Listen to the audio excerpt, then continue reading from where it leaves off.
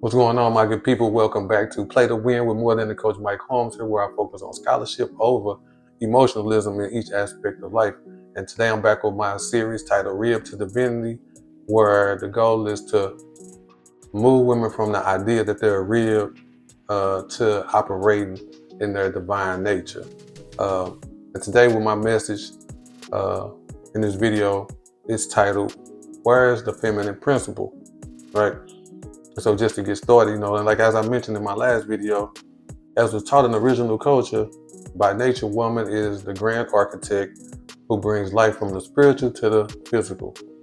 And she is also responsible for the development of divine beings, which is a fact. We see that. Now, but I want to journey into the psychology behind certain beliefs and belief systems that have been shared with individuals that is, in my opinion, contrary to what is experienced in nature or what we're seeing in the physical. Now, through my research and study, I came across a book it's titled Christ Conspiracy. Now, in this book, it states that in the Sumerian and Babylonian versions of the Garden of Eden myth, from which the Hebrew one is also derived, the original couple were created equal in stature by the great goddess, right? And in this book, it states on page 184 that when the fervent patriarchy took over the story, it changed it to make women not only inferior, but also guilty for the fall of mankind, which you saw I talked about that in the first video. You can go back and watch it. And also through my research and study, I came across what is called the Ecclesiasticus of the Apocrypha, which doesn't appear in most Bibles. However, it does appear in some other Bibles. There are certain scriptures, and so I got one that I'm going to read. In Ecclesiasticus 25 and 22, it reads that of the woman came the beginning of sin, and through her we all die. So, this is something that supports what this book is saying. And then also in the book it states, of this demotion, Stone says, woman as sagacious advisor or wise counselor, human interpreter of the divine will of the goddess, was no longer to be respected, but to be hated, feared, or at best doubted or ignored. And also saying women were to be regarded as mindless, carnal creatures, both attitudes justified and proved by the paradise myth, which is in this book, Christ Conspiracy.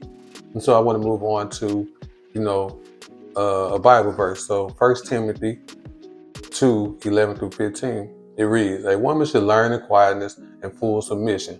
I do not permit a woman to teach or to have authority over a man. She must be silent. For Adam was formed first, then Eve.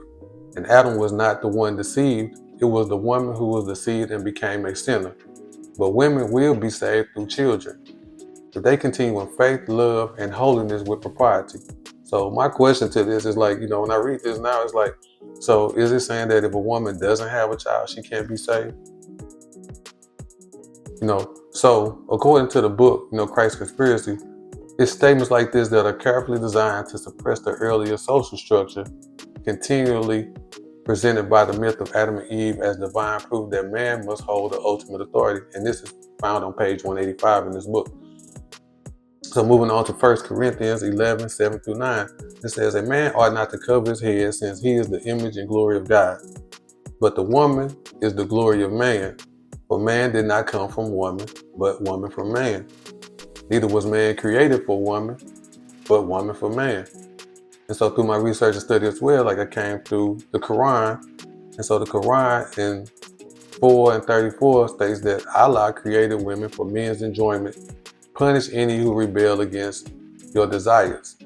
And in third Veda Buddhism, it is stated that women cannot reach spiritual enlightenment. What kind of thing is this? A woman can't reach enlightenment? Why is that?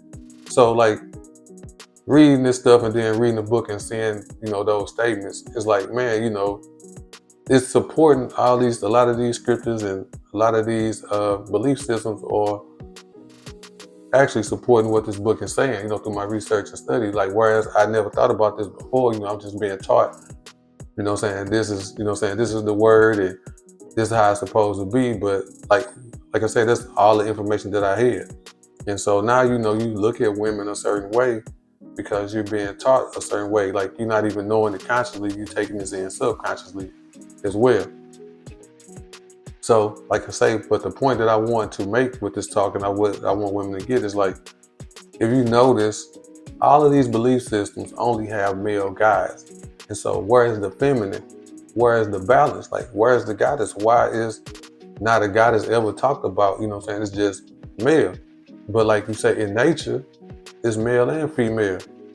So, you know, if God created male and female, where has the female presence, where has the female principle really went?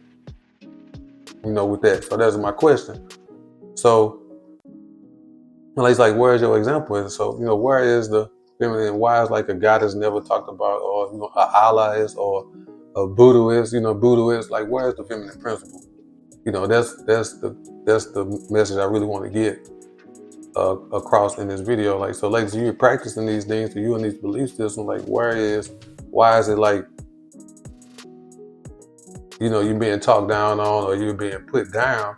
1 Peter 3 and 7. Husbands, in the same way, be considerate as you live with your wives, and treat them with respect as the weaker partner. You know what I'm saying? That's just that alone. As heirs with you of the gracious gift of life, so that nothing will hinder your prayers. But if we go in Psalms 46 and 5, it states that God is within her. Right? She will not fall. God will help her at the break of day. So this like kind of contrary, it's contradictory. Like, how is woman gonna be the weaker person when she has God, the all-powerful God, you know what I'm saying, force God energy within her? How is she considered to be weak? When I said in the original culture, they were created equal.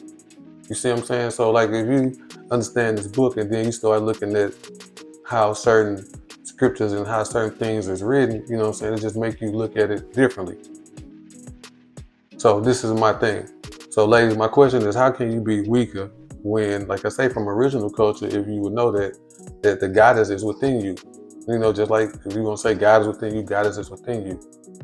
And my thing, in my opinion, in my perspective, I wouldn't say that the woman is weak. I would say different. Yes, we're different, not necessarily weaker.